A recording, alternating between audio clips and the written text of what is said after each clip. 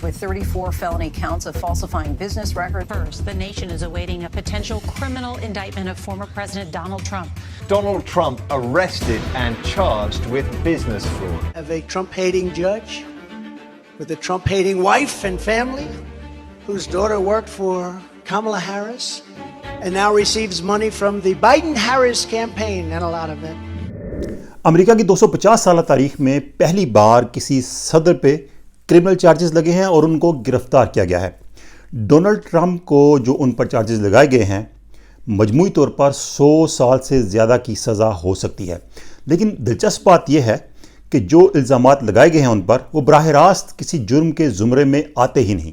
Donald Trump की गिरफ्तारी, उन पर इल्ज़ामात की कहानी बड़ी दिलचस्प है। हमारे साथ रहिएगा। मैं हूं सरफराज राजा।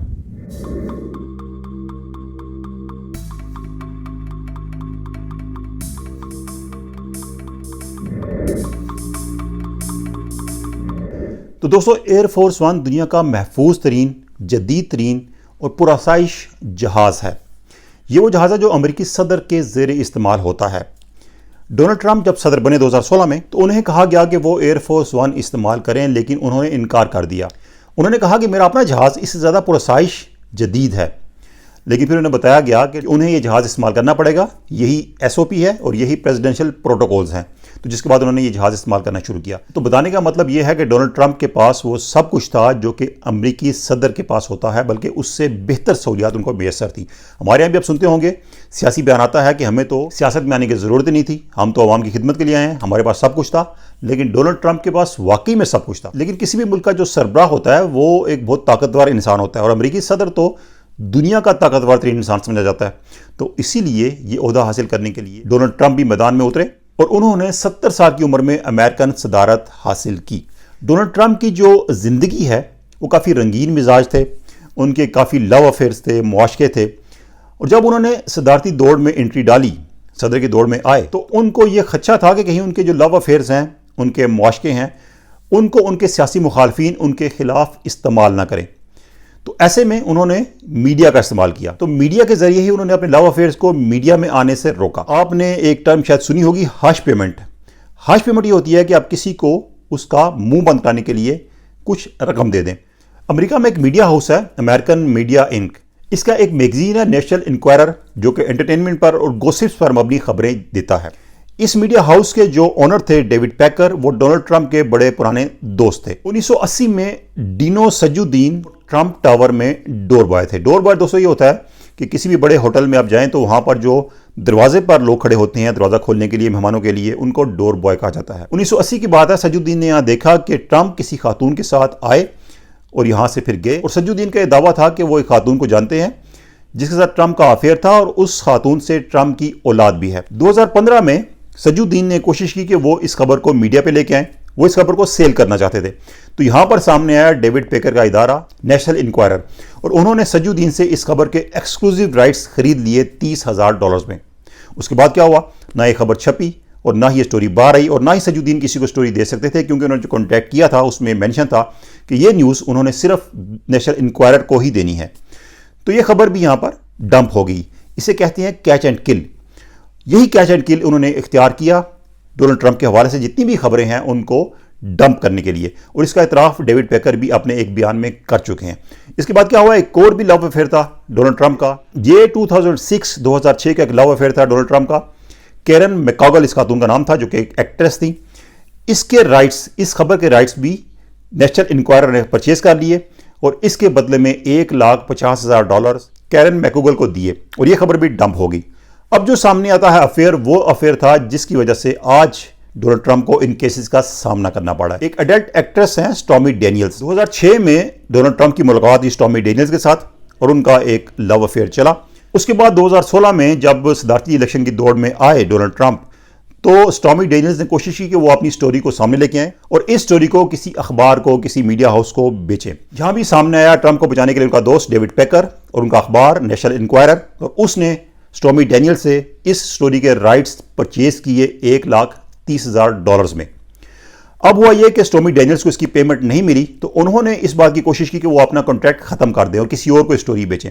अब जब यह बात ट्रंप को पता चली कि स्टॉर्मी डेनियल्स अपना कॉन्ट्रैक्ट खत्म करके किसी और को स्टोरी बेचना चाह रही हैं, और यहां पर उन्होंने अपने वकील के जरिए किसी और कंपनी के थ्रू एक पेमेंट की स्टॉर्मी डेनियल्स को $1,30,000 की। अब दोस्तों अहम बात यह है कि हश पेमेंट, जिस तरीके से किसी के मुंह बंद करने के लिए पेमेंट दी गई, ये किसी भी तरह अमेरिका में कोई जुर्म नहीं है। तो फिर जुर्म क्या है? हुआ दरअसल ये कि जो पेमेंट्स दी गई ट्रंप की तरफ से, उसमें जो उन पर दफात लगी हैं वो फाल्सीफाइड बिजनेस रिकॉर्ड की हैं, यानी कि अपने बिजनेस रिकॉर्ड को उन्होंने जो शो किया है उसमें उन्होंने कुछ फोर्जरी की है, कुछ चीज़ें गलत लिखी हैं।